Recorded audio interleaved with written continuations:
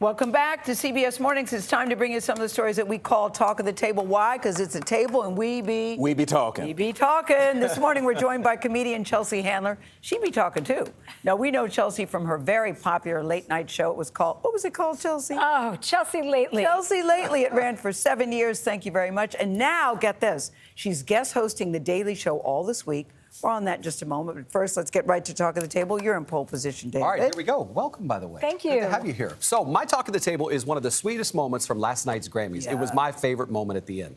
So, the show included a roundtable with super fans representing every nominee for Album of the Year, discussing why they think their favorite should win. And there was this one woman, a 78-year-old lady from Canada, who was a ginormous Harry Styles fan. She kept reading people the right act about why Harry would win.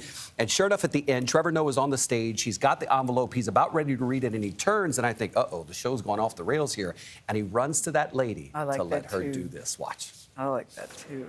And the Grammy goes to...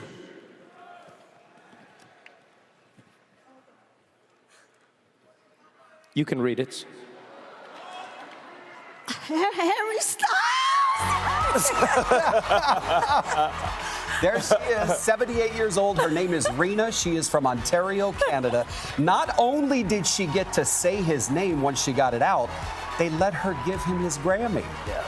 Best But look what he did when he went up there. Yeah? When he went up there to get it, he gave her a big and prolonged hug, which I just thought would probably mean the world to her. But that really is who he is. Her heart he almost is that jumped out guy. of her chest. Talk about it. And he does love older women. Yeah. Ah. He has a history of that. So. I mean, who doesn't? You know what I mean? Well, I love Mr. my wife's a little older than me. That's right. Just by a few years, That's yeah. right. That's We an awesome actually think moment. that's a good thing, liking older women. Just saying. Yeah, of course. saying. Yeah, FYI. Yeah. Get on board, okay? I've been on board. All right, so sticking with the Grammys, though, Yep. my Talk to the Table is the Grammys' big celebration of 50 years of hip-hop. Check it out.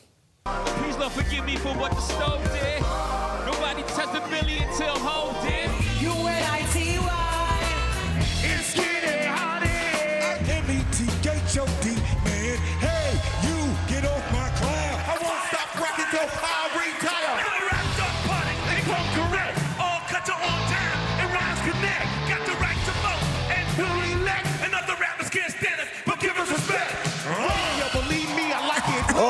What a moment it was. Hip-hop legends LL Cool J, Method Man, Queen Latifah, Run DMC, and many, many more. They jammed on the Grammy stage last night. And then for the first time in 9 years, Jay-Z performed at the Grammys. The 24-time winner, 24 times, wow, joined DJ Khaled to perform a nearly 5-minute verse of the song God Did to close out the show. And I can't go without mentioning a special award for Dr. Dre last night. The legendary rapper and producer was given the newly renamed first ever Dr. Dre Global Impact Award for his decades in music and contributions to the culture. Just a great moment last night. Yes, I thought so too. I love that he gets the first ever Dr. Dre award and he gets it and accepts it.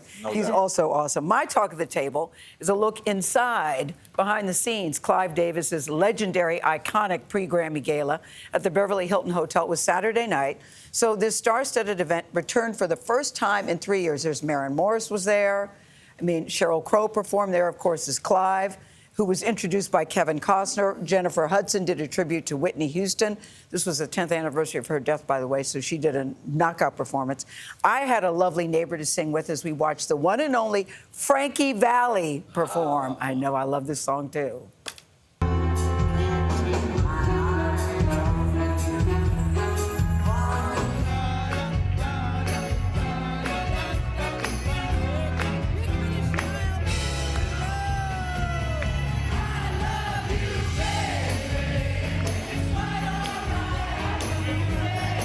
Everybody was on their feet for that. It sounded really loud on my iPhone.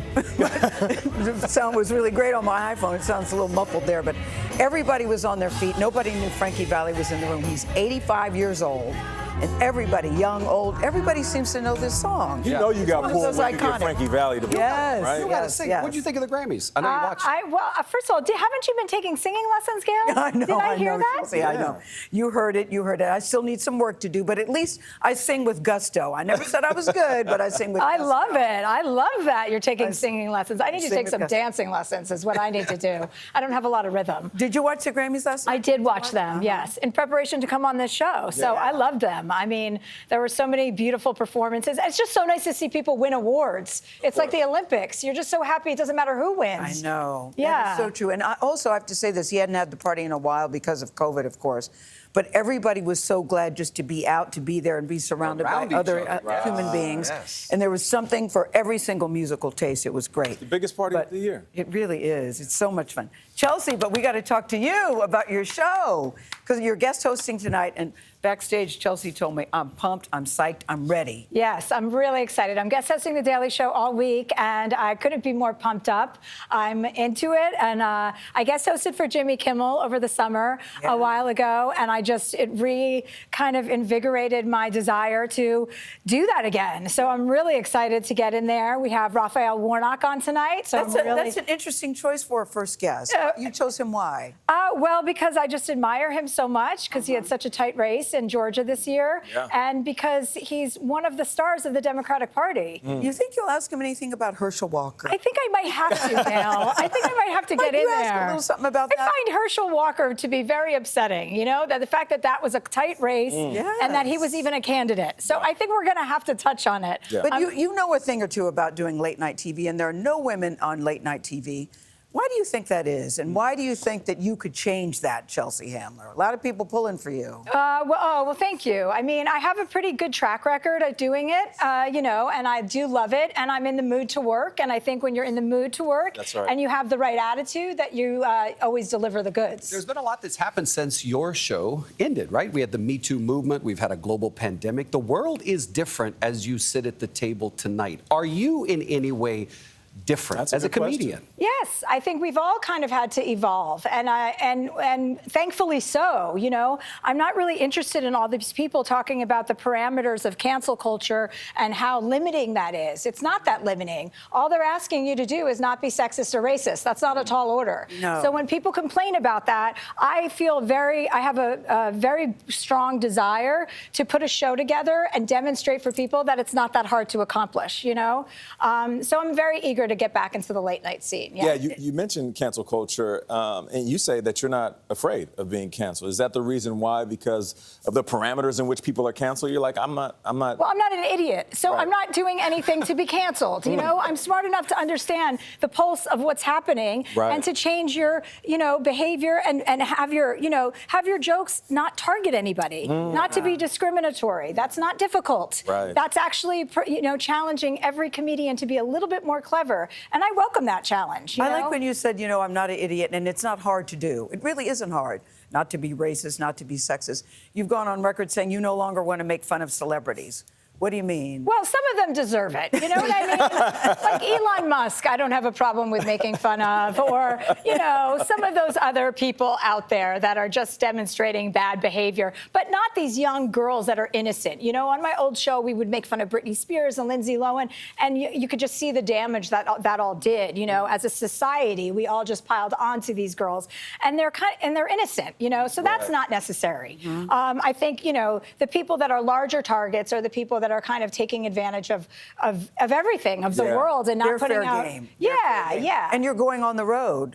I am. Your new comedy? Your new comedy? Oh, I don't know if we can say it. The witch, you're calling it. The rich rhymes with. You know it's a big little and rhymes with witch. My most recent. Yes. I'm going on the road. I just released a new special on Netflix called Revolution, and to follow that up, I'm doing another tour about all the stories of me when I was a little girl. Because you're referring to yourself. I am the little big witch. Yes. I've been that way since I was born. You guys, it's not a new condition. I was born with it. The Daily Show is a guest host. Do you want the job permanently? We'll see how this week goes, and you know what the chemistry is. I'm going to take that as a yes, Chelsea. Want it? Yeah, well, I don't listen. There's a lot of other people guest hosting, so I don't want to step on anybody's toes. Fair. There are people up for that job, I'm sure, that have been there. So we'll discuss that, you know, when the time is right. I don't want to be obnoxious. But Chelsea, that would mean you might have to move to New York from LA. How would you feel about that? Well, you know, I'm originally from Nueva Jersey, Gayle. So I'm an East Coaster. Yeah, that's Spanish for New Jersey. Yes. Okay. While Gayle's been taking wait, but singing you're lessons, I've been taking Spanish Correct me lessons. if I'm wrong, you, like Gayle and I, love Los Angeles, Yes, right? I You like do. Southern I California. do love Los Angeles, but you know, I go to bed at 8 o'clock in LA. There's not a lot going on. I wouldn't be opposed to moving to New York City. I've Really? never lived in New York in my whole life. You haven't? No, and I'm open to it for sure. There's a lot of action here. There is a lot of I mean, it's almost a little dangerous for me Yes. because I have a personality where if you get me out, I'll stay out. So They call it the city that never Nothing sleeps. wrong with Also, that. I hear you're in the dating market again. Ain't that Oh. fun? Yeah, I'm available. It's hard out here for a pimp, you know. Hard out here. I'm available. was that, Gayle? It's hard out here for a pimp, you know. You know what Nate said to me once, Chelsea? This is good. He said, Gayle, don't worry. Your man's coming soon. It's like a movie trailer, coming soon. I actually thought that was summer. That's Summer of 2025, coming soon. That's good. Yeah. I actually thought that was a good line. Chelsea, congratulations. Cheering you on. Good luck tonight. Good Thank luck all week. you. Good luck all week. Thank you for coming and playing with us. You can catch Chelsea guest hosting The Daily Show tonight on Comedy Central.